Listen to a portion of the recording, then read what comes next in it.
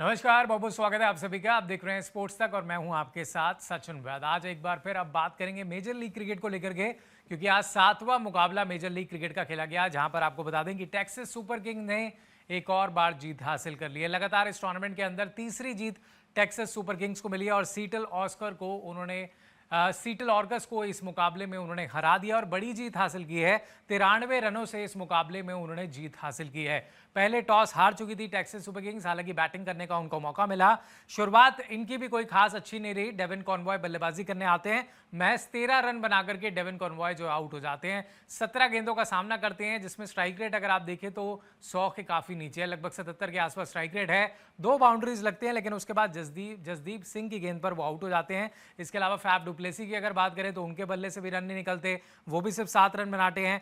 मुकमाला इनके नंबर 3 के जो बल्लेबाज है, उनकी तरफ से एक अच्छी कोशिश नजर आती है। 23 गेंदों में 30 रन वो बनाते हैं और साथ में डैरल मिशेल के साथ उनकी पार्टनरशिप होती है। डैरल मिशेल 26 गेंदों में 25 रनों का योगदान देते हैं। हालांकि यहां भी एक स्लो स्टार्ट देखने को मिलता है। स्ट्राइक रेट 96.15 का, 3 बाउंड्रीज, लेकिन जो एक बड़ी इनिंग्स की उम्मीद थी डैरल मिशेल से, वो देखने को नहीं मिली। इसके बाद अगर हम बात करें तो मैकस स्टोइनिस को भी बहुत अच्छा स्टार्ट मिलता है। 12 गेंदों में 28 रन, यानी कि जो एक रफ्तार चाहिए होती है इस फॉर्मेट के अंदर, जो तेजी चाहिए होती है, वो मैकस स्टोइनिस लेकर के आए।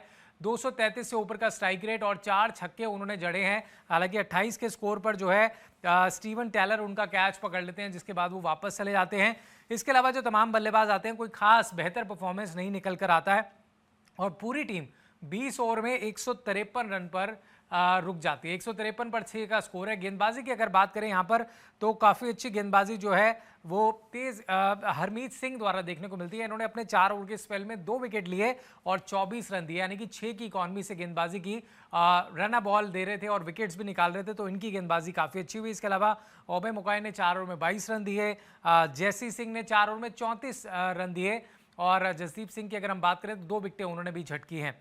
इसके अलावा बढ़ते आगे अगर हम बात करें सीटल ऑकर्स की बल्लेबाजी की, तो यहाँ पर डेविड वार्नर ने काफ़ी निराश किया। 9 गेंदों में 9 रन बनाए हैं डेविड वार्नर ने। हालांकि स्ट्राइक रेट उनका 100 का रहा है। अगर हम बाउंड्रीज की बात करें तो यहाँ पर 2 बाउंड्रीज उनके बल्ले से निकली, लेकिन वो भी कुछ खास कमाल नहीं कर पाए और जिया उल हक ने उनका विकेट जो है निकाल दिया। तो शुरुआत जो चाहिए थी वो नहीं देखने को मिली। इसके बाद अगर आप देखें, कायल मेयर्स के बल्लेबाजी करने आते हैं, उनके बल्ले से कुछ नहीं निकलता, वो 0 पर आउट होते हैं। इसके बाद टेलर 4 रन बनाकर के आउट होते हैं, लेकिन इसके बाद हम कह सकते हैं कि एरन जॉन्स को स्टार्ट जरूर मिला। उन्होंने 17 गेंदों पे 17 किए, लेकिन वो जो एक पार्टनरशिप्स की जरूरत थी वो पार्टनरशिप नहीं लगती हुई नजर आई। इसके अलावा अगर आप देखिए, हेनरिक क्लासन इस टीम के कप्तान हैं, पहली गेंद पर वो आउट हो जाते हैं। यानी कि क्लासन जो कि अभी रिसेंटली आपने देखा उनको रिटायरमेंट लेते हुए, लेकिन उसके बाद जब एमएलसी में वो कप्तानी करने उतरे तो उतना खास परफॉर्मेंस अब तक उनका देखने को नहीं मिला। इसके बाद अगर आप देखें तो सिकंदर रजा के बल्ले से सिर्फ 4 रन निकले। उनसे भी उम्मीद थी कि बड़ी इनिंग्स खेलेंगे, ऐसा हुआ ही नहीं। जैसी सिंह ने 12, तो तमाम बल्लेबाज कुछ खास परफॉर्म नहीं कर पाए और पूरी टीम सिर्फ 60 रन बनाकर के आउट हुए। यहां पर तारीफ करनी होगी गेंदबाजों की, स्पेशली जिस तरीके से गेंदबाजी नूर अहमद ने यहां पर की है। कमाल का स्पेल उन्होंने डाला। 4 ओवर में 18 रन महज दिए और 3 विकेट्स निकाले। 4.50 की इकॉनमी और नूर अहमद, जिन्होंने पिछले मैच में भी दमदार परफॉर्मेंस करके विकेटें निकाली, इस मैच में भी उन्होंने 3 विकेटें निकाली। इसके अलावा अगर आप देखें तो गेंदबाजी में नांद्रे बर्गर ने भी काफ़ी अच्छी गेंदबाजी की। उन्होंने 3.5 ओवर में 10 रन देकर 3 विकेटें उन्होंने भी निकाली, यानी कि नांद्रे बर्गर ने 3 विकेटें ली, नूर अहमद ने भी 3 विकेटें ली और इनकी इकॉनमी और भी शानदार थी। 2.61 की इकॉनमी से इन्होंने गेंदबाजी की। इसके अलावा एक और गेंदबाज जिन्होंने बहुत अच्छा परफॉर्मेंस किया वो थे जिया उल हक मोहम्मद। उन्होंने अपने 3 ओवर के स्पेल में 16 रन दिए और 3 विकेट्स निकाले। इकॉनमी 5.33 की थी। तो यहाँ पर काफ़ी अच्छा परफॉर्मेंस जो है टेक्सास सुपर किंग्स के गेंदबाजों की तरफ से भी देखने को मिला है। बैक टू बैक 3 जीत हासिल कर चुकी है Texas super king, points table में दूसरे नंबर पर पहुंच चुकी है।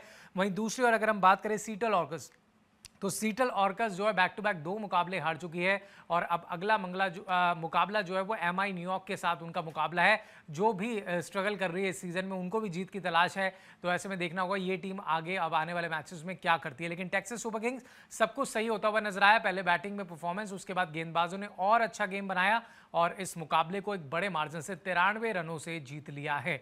फिलहाल आप किस तरीके से देखते हैं टेक्सास सुपर किंग्स के इस टूर्नामेंट में परफॉर्मेंस को, और ये जो परफॉर्मेंस नूर अहमद करते हुए नजर आ रहे हैं, बैक टू बैक बेहतर परफॉर्मेंस पहले आईपीएल में और उसके बाद फिर यहाँ एमएलसी के अंदर भी उनका जलवा देखने को मिल रहा है, जिससे उनकी टीम को काफी ज्यादा फायदा पहुंचता हुआ नजर आ रहा है। फिलहाल आपकी क्या राय है इस मुकाबले को लेकर, कमेंट बॉक्स में हमें जरूर बताइएगा। वीडियो पसंद आई तो लाइक शेयर जरूर कीजिएगा।